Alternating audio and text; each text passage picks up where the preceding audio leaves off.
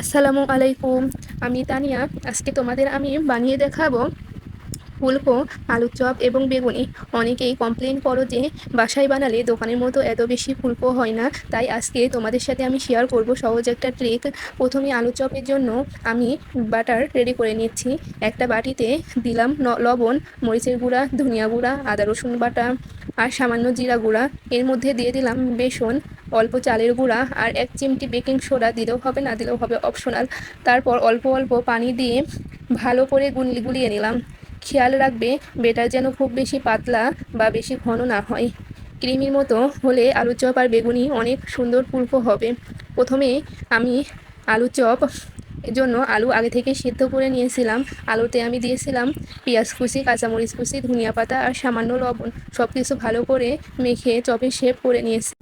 এবার আলুর চপগুলো বাটারে সুন্দর করে ডুবিয়ে মাঝারি গরম তেলে ভেজে নিলাম।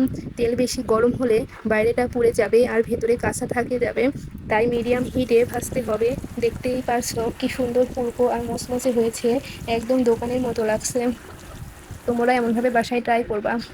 এবার বানাচ্ছি বেগুনি। বেগুনি পাতলা করে কেটে একটা ব্যাটারে ডুবিয়ে নিলাম, তারপর ধীরে ধীরে গরম তেলে ভেজে নিলাম।